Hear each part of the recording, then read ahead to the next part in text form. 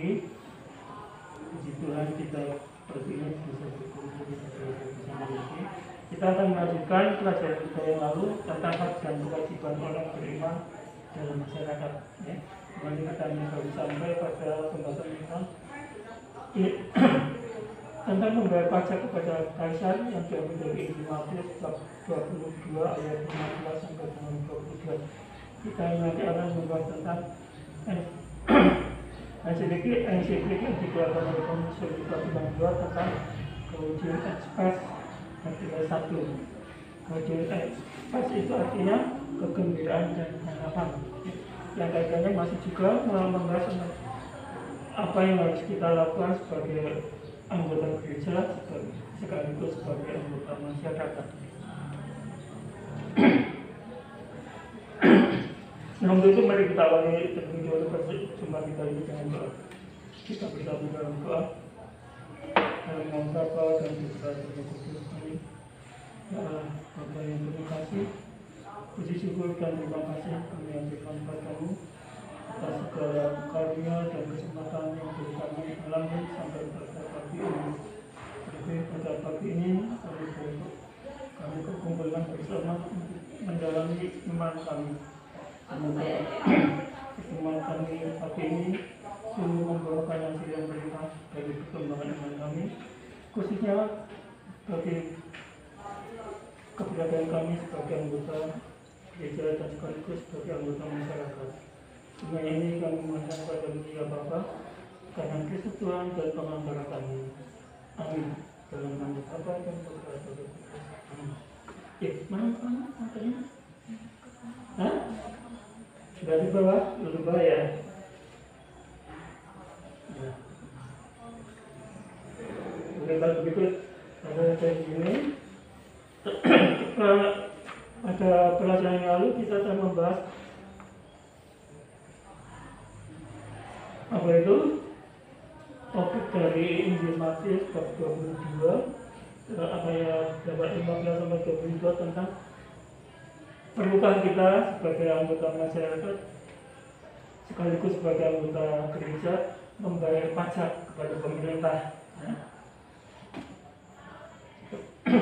Kita tahu bahwa pertanyaan yang diajukan oleh orang Farisi kepada Yesus itu tujuan untuk menjerat Yesus supaya mereka dapat menemukan kesalahan Yesus sehingga mereka bisa menyerahkan Yesus kepada pemerintah yang waktu itu berkuasa untuk menangkap Yesus karena mereka merasa dirugikan dengan kehadiran Yesus di tengah-tengah masyarakat.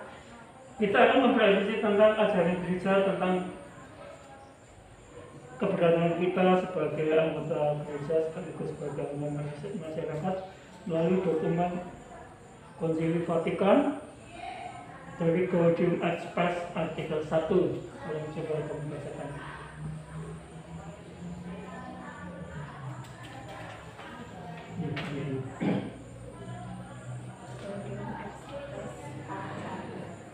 Kegembiraan dan harapan, duka dan kecemasan orang-orang zaman sekarang, terutama kaum miskin dan siapa yang menderita, merupakan kegembiraan dan harapan, duka dan kecemasan para murid Kristus juga.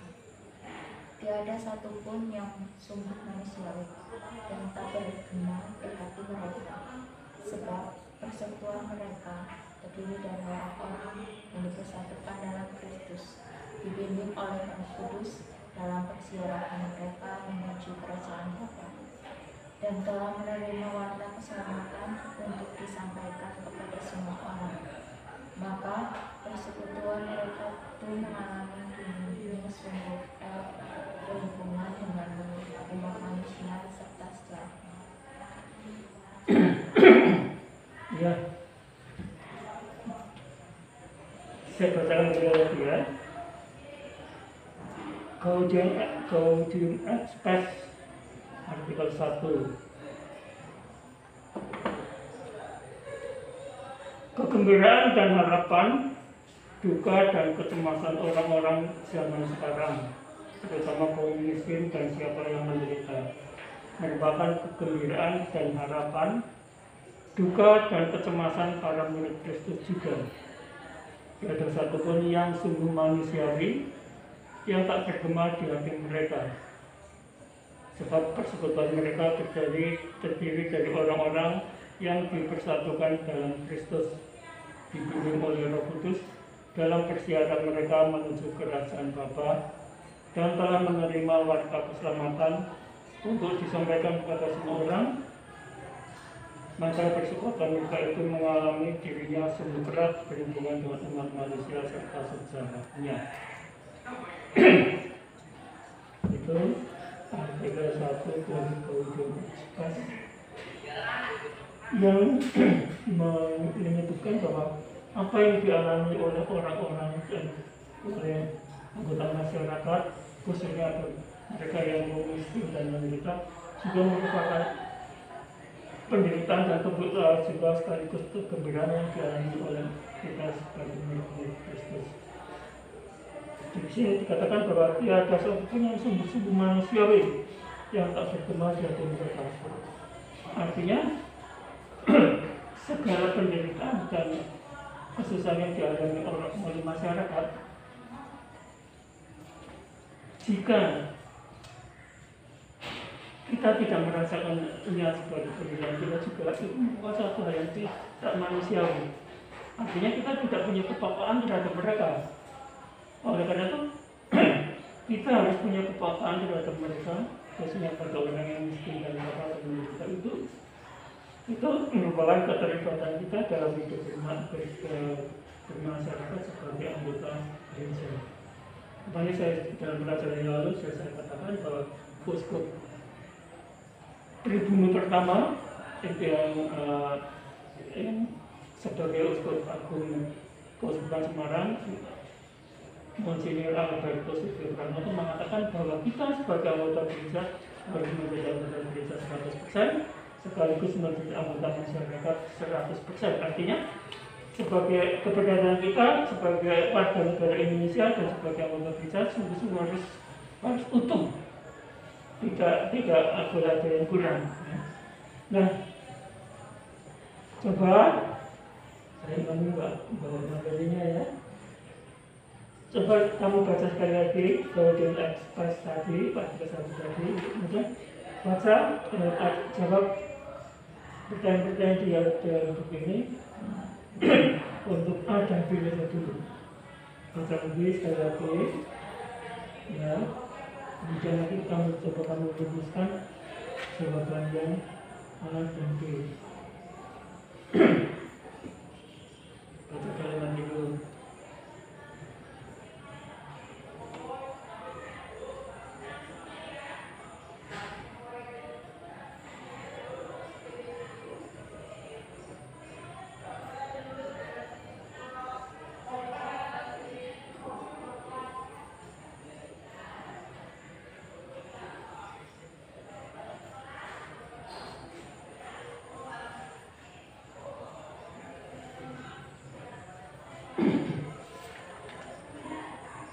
Pertanyaan kita baca.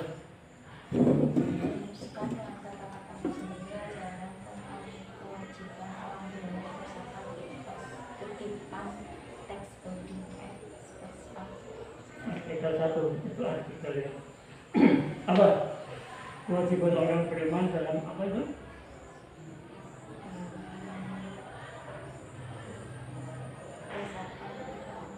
Iya, apa kewajiban orang beriman? Kemudian expect artikel 1 itu.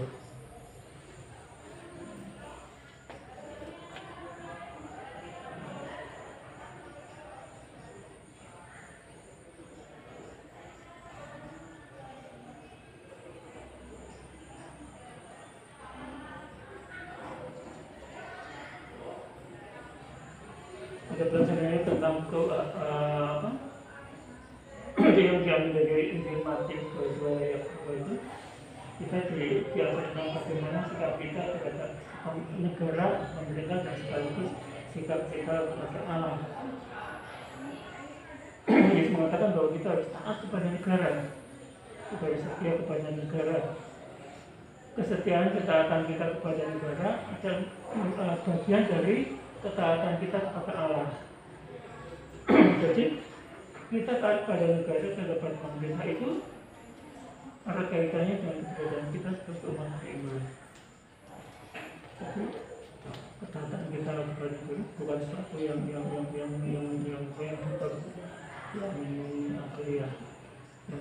bukan, tapi ketaatan kita kepada negara dikaitkan dengan ketaatan kita sebagai umat Allah. Nah, untuk kewajiban pas itu berbicara tentang apa?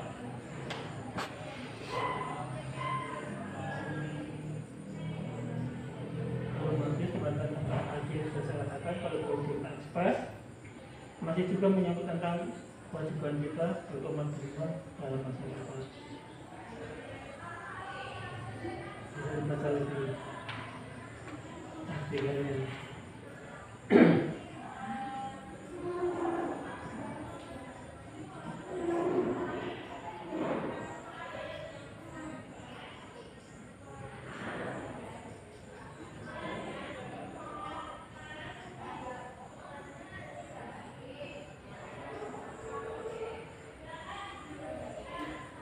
Enggak. Menerima keselamatan disampaikan kepada anak.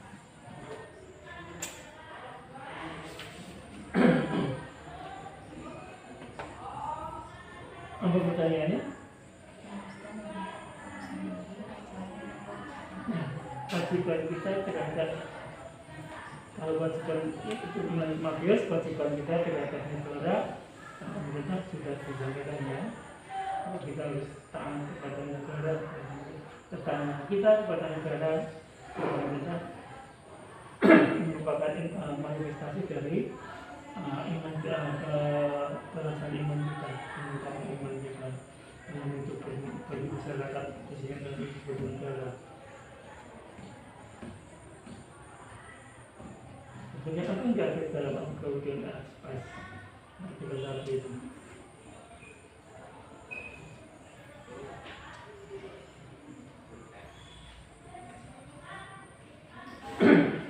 Kita harus berpihak kepada siapa?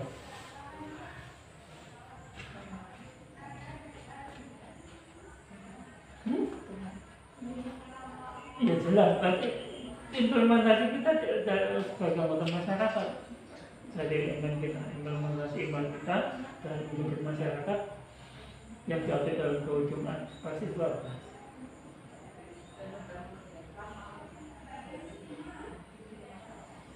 Coba baca keahlian lagi yang jelas, jangan baca dalam hati. Menandakan dan harapan, duka dan kecemasan orang-orang zaman sekarang, terutama kaum miskin, dan siapa yang menderita merupakan kegembiraan dan harapan, duka dan kecemasan kaum mirip Kristus juga. Ya, dari sini mungkin kamu bisa menyimpulkan apa yang diminta oleh Konsili Vatikan II kepada kita sebagai umat beriman Kristiani.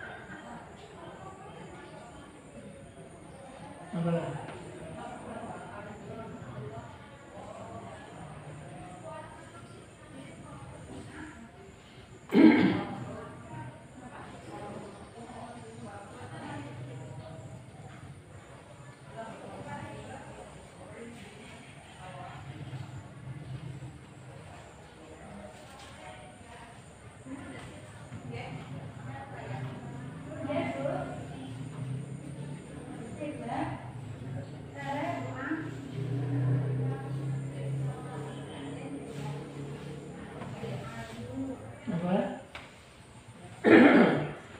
Apa yang diminta oleh Konsili kepada kita sebagai umat beriman Kristiani? Mengasihi siapa? Khususnya Konsili Vatikan II mengajak kita untuk berpihak kepada orang miskin, papa, dan mereka yang membutuhkan. Itu yang diperjuangkan oleh gereja. Dan segala bentuk pelayanannya kepada masyarakat. Jadi pelayanan gereja kepada masyarakat terutama ditujukan kepada mereka itu orang-orang miskin dan yang menderita itu. Di situ dikatakan, ayat berikutnya dikatakan apa? Tidak ada satupun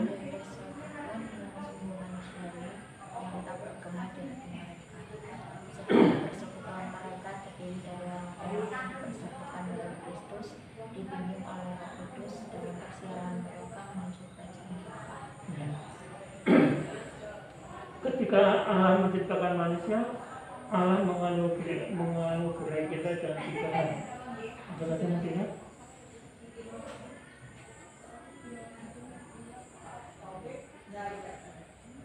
Akal budi, kebebasan, dan yang ketiga hati nurani. Dan melalui hati nurani kita itulah kita, kalau kita hanya diadili, tapi melalui hati nurani kita itulah kita bagaimana memposisikan diri kita keberpihakan kita kepada mereka. Maka di situ karena tidak ada satupun yang tidak manusiawi. Artinya apa yang ada di dalam hati kita terhadap sesama kita, khususnya orang yang miskin dan kita harus satu yang sungguh-sungguh manusiawi yang harus kita kerjakan kepada mereka, yang harus kita lakukan. Pelayanan kita terhadap mereka sungguh-sungguh harus didasari oleh hati nurani kita, bagaimana kita harus mempercayakan mereka, bagaimana kita harus menerima mereka, dan berbentuk bagaimana kita harus memperjuangkan kehidupan yang baik ini. Coba yang kedua. Apa yang diajarkan Yesus kepada kita, siapa yang harus kita dalam hidup masyarakat. Nah, itu baca lagi coba Injil Matius bab 22. Tolong saya di situ dan juga sayangnya.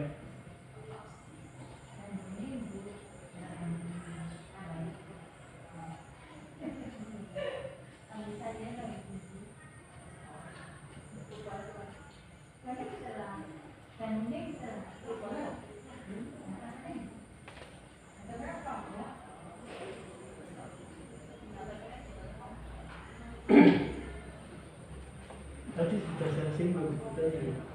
Tapi dari perikop tersebut yang dituliskan Matius bab 22 ayat berapa itu? 17 ya?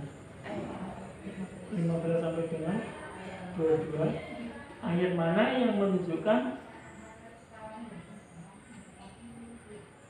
perintah Kristus kepada kita bagaimana kita bersikap sebagai anggota atau warga negara dan sekaligus beragama Kristen. Ayat mana coba menunjukkan? Jawab mereka, Kaisar dan Kaisar. Lalu kata Yesus kepada mereka, berikanlah kepada Kaisar apa yang wajib kamu berikan kepada Kaisar dan kepada Allah yang wajib kamu berikan kepada Allah. Kata Yesus tersebut bagimu merupakan apa?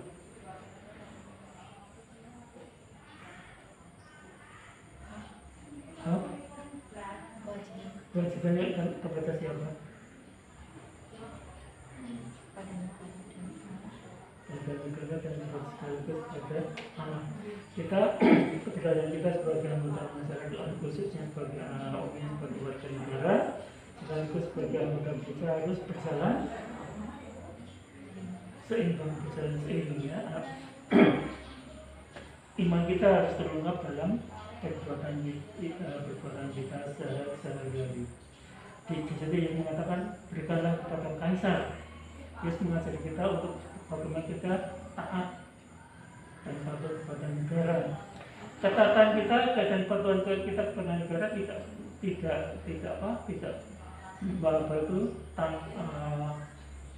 istilahnya mutlak boleh saja tidak, tapi kita juga harus bisa berani juga mengkritisi pemerintah kalau pemerintah memang tidak berpihak kepada masyarakat miskin seperti yang dikatakan oleh dalam kemudian aspek artikel 1 itu. Kritik kita kepada negara, kepada pemerintah juga merupakan bagian dari berikanlah kepada kaisar apa yang menjadi hak kaisar. Jadi itu yang saya maksudkan bahwa kepatuhan kita kepada negara tidak mutlak begitu saja, tapi kita harus berani mengkritisi juga. Kita harus berani mengkritisi juga karena itu merupakan hak kita sebagai anggota masyarakat, dan negara juga berhak untuk dikritik ya. Kalau kebijaksananya itu tidak memberdayakan semua orang, termasuk diantaranya adalah orang mereka yang miskin dan menderita. Dan yang selanjutnya, lain-kali jangan lupa ya di bawah ya. Haruskah kita memperlihatkan sikap hidup sesuai yang diajarkan Yesus itu? Berikan penjelasan kesempatan. Ya, haruskah kita memperlihatkan sikap hidup sesuai yang diajarkan Yesus itu? Berikan penjelasan kesempatan. harus apa tidak menikah? Ya harus, karena itu perintah Yesus kepada kita. Jelas ya penjelasannya.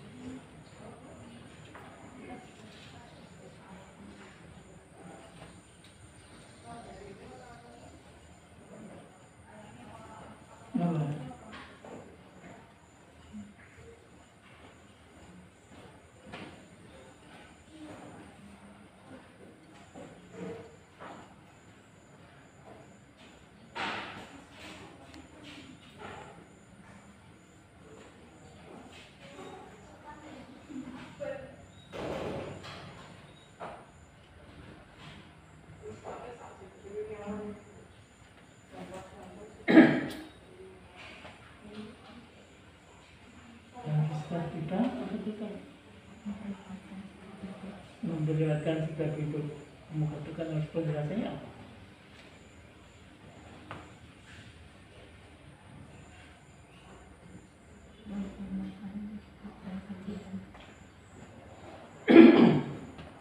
Pertanyaan, perlukah kita, haruskah kita memperlihatkan sikap hidup sesuai dengan yang diajarkan Yesus itu? kamu coba harus penjelasannya.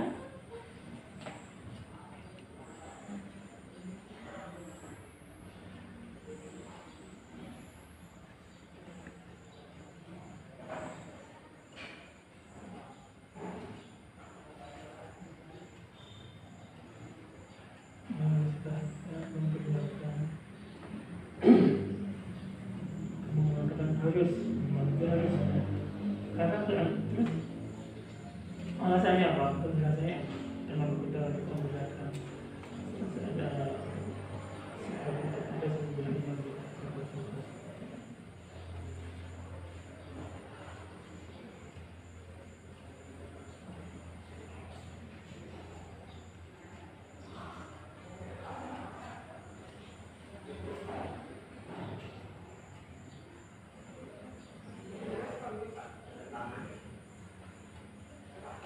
ya, coba rumuskan dengan katamu sendiri.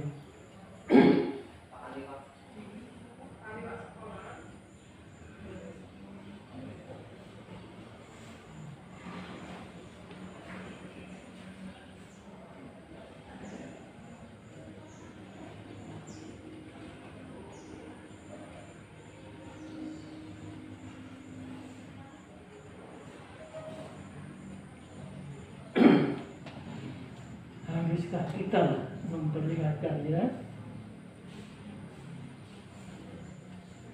Mengatakan harus. Alasannya apa?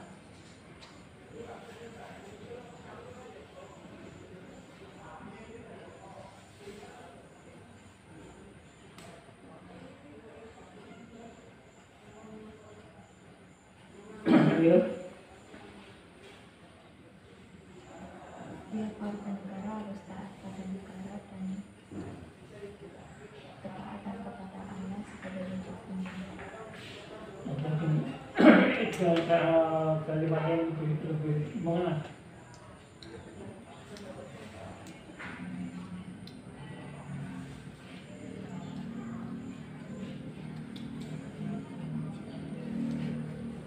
Apa? Ya karena iman itu harus terwujud dalam perbuatan nyata dan itu kita sehari-hari. Sampai Yakobus mengatakan iman tanpa perbuatan adalah mati.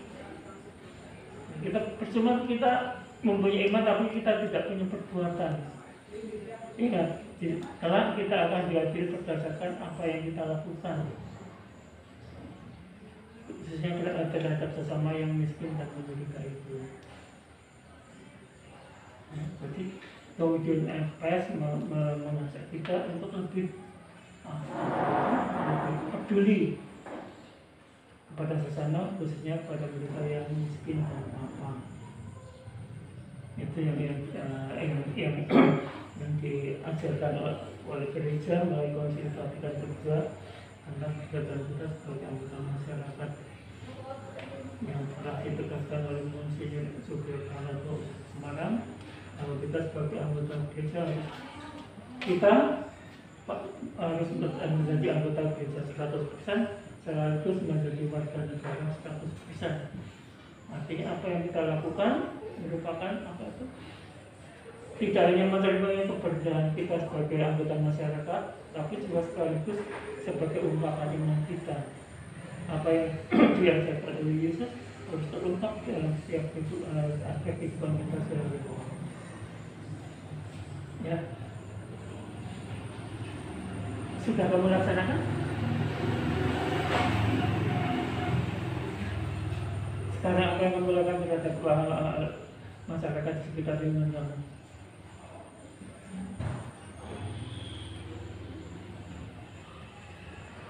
Apa yang sudah kamu lakukan?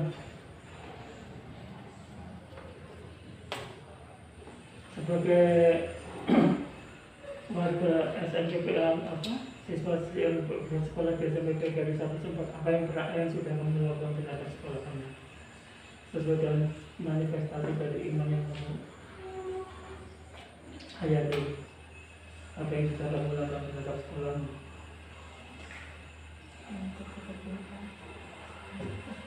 Mengikuti kegiatan atau kegiatan apa?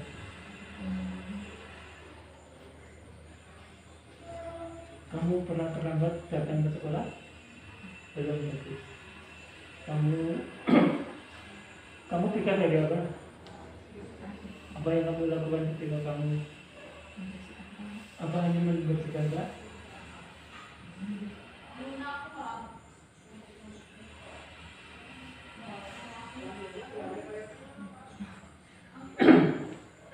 Mengajak siswa yang lain untuk apa? Karena dalam menerima pelajaran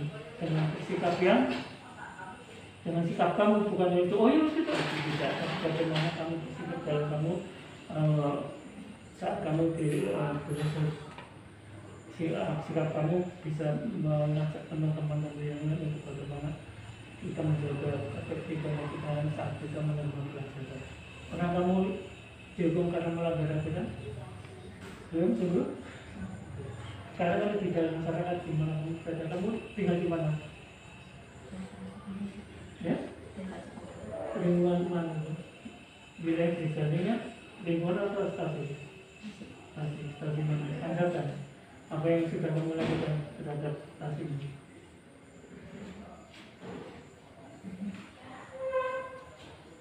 Kegiatan apa saja yang ada di sana?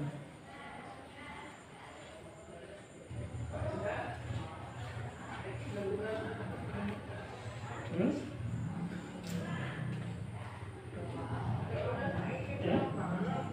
Dengan saja mas ya bilang ini bilang saja ya. Terus apa lagi? Apa keterlibatanmu di dalam desa dan di dalam masyarakat? Tadi yang kamu katakan keterlibatan kamu sebagai anggota desa, sekarang keterlibatan kamu sebagai anggota masyarakat.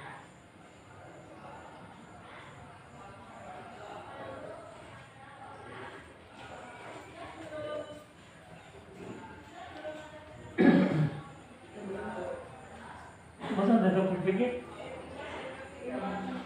kan itu sudah kamu laksanakan ya, tapi apa yang sudah kamu lakukan dengan menerima masyarakat kamu?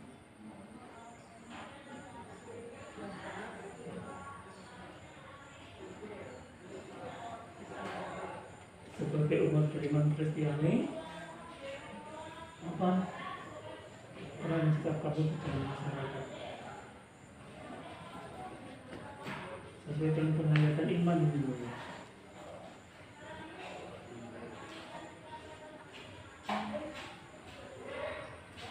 Dalam interaksi kamu dengan orang lain, hah? Toleransi ya, dan menghormati orang yang beragama lain.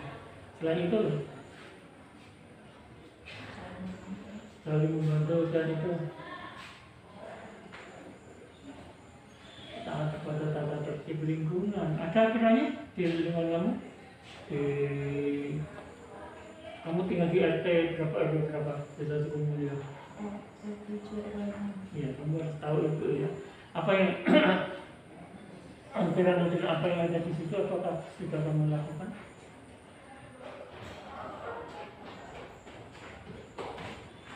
Ya? Artinya itu sekali lagi sebagai anggota desa sekaligus sebagai anggota masyarakat, apa yang kita lakukan perbuatan kita sehari-hari harus sungguh-sungguh merupakan manifestasi dari pelaksanaan iman kita, merupakan ungkapan iman kita sebagai warga gereja. Dan apa yang kita lakukan terhadap masyarakat maupun terhadap keluarga gereja itu harus imbang, tidak boleh ada sebelah, ya. Karena kita itu ibaratnya sebagai selembar mata uang, di mana mata uang itu kan ada dua sisi. Hidup kita juga seperti itu, ada sisi rohani dan ada sisi duniawi, dan itu harus berjalan seimbang, tidak boleh berat sebelah. Karena kalau berat sebelah, ya tidak laku uangnya ya. Maka kita juga harus seperti itu. Kita ibaratnya selembar atau seperti mata uang yang punya dua sisi kehidupan rohani dan kehidupan dunia. Dan itu harus bisa seimbang. Ini yang diajarkan oleh Yesus melalui perintah kewajiban membayar pajak. Ya, waktunya sudah habis. Lain kali jangan lupa materinya di bawah ya. Tidak apa? Tidak ijal-ijal gitu. Ya. Jadi kita sebagai anggota masyarakat harus mampu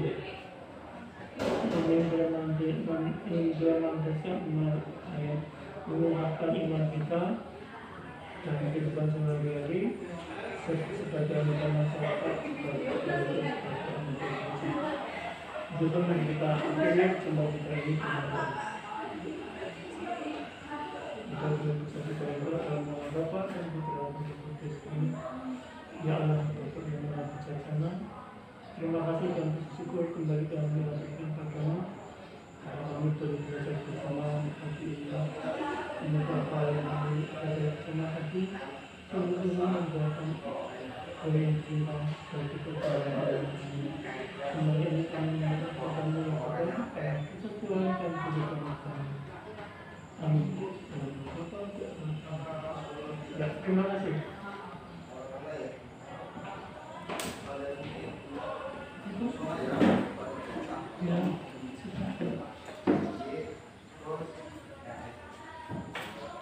Bisa diambil kan